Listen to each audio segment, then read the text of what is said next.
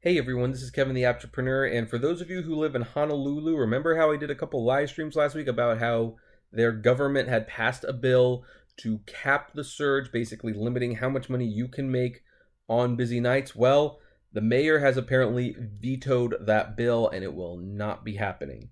According to, what news organization is this? The Star Advisor. Mayor Kirk Caldwell today vetoed a controversial bill that would make Honolulu the first city in the United States to cap how much Uber, Lyft, and other ride-hailing drivers can charge during peak periods.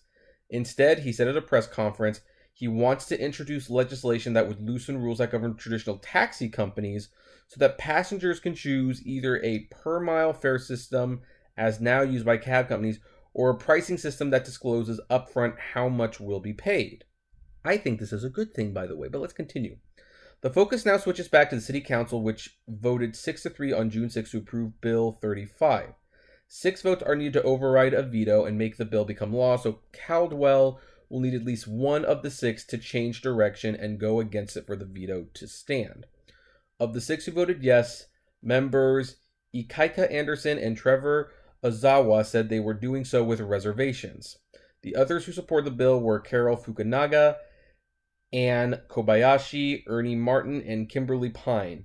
The 3 no votes came from Brandon Elefante, Joey Manahan, and Ron Menor. Uber, Lyft, and other ride-hailing companies opposed the bill as too arduous, while taxi companies say it's needed to ensure a level playing field among all private transportation operators. Council members also point to horror stories about exorbitant rates being charged to military members during peak hours. Yeah, it's all about the military members. Yeah, it's almost like that argument. Think of the children, will you? And it's like, yeah, I'm thinking of children. You're given the price up front. You can say no, which have been allowed and been a key part of the ride-hailing company's business model. Uberless officials said their prices are cheaper than traditional taxis. Yes, they are, even during surge pricing times. Sometimes. A prospective passenger should know how much the ride will cost. Yes, they will. And decide whether to accept it. Yes, they should. Uber has attempted to rally its thousands of riders to lobby elected officials to Honolulu Hail to reject the bill. Customer Service Director Sherry Kajiwara and Deputy Director Randy Long have testified that the administration opposes any restrictions on surge pricing, arguing that the free market determine how much passengers should be charged. I do agree with that. Now, I have to admit, I like what this mayor is saying. He's basically saying, I'm not going to start telling companies how much they can and can't charge for their services. People know what they cost. They should choose themselves.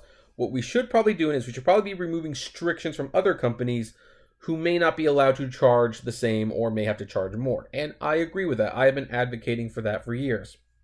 If the taxi industry was allowed to charge their own, what their own rates were, and they didn't have to worry about things like medallions and meter fees and stuff like that, they could maybe charge a little less, and they could maybe improve their business, and they could actually compete with Uber and Lyft again.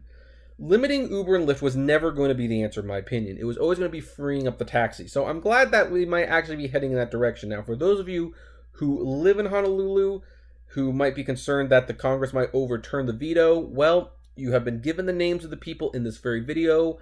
Look them up, contact them, let them know how you feel. Whether you feel that they should overturn the veto or whether they should let the veto stand, because whatever way you feel, you should let your representatives know how you personally feel.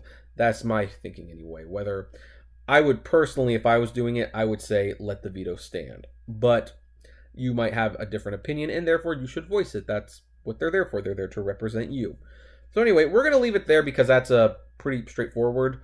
But what do you folks think? Do you like this news? Do you dislike it? Are you going to get involved with the local congressman if you are a resident of Honolulu? I would love to know. So, comment below. Like, favorite, share, subscribe. If you enjoy the videos I make, consider becoming a Patreon member. It's totally optional, of course, but every little bit helps go a long way to helping the channel run smoothly and efficiently. And as always, flame responsibly. Have a good one.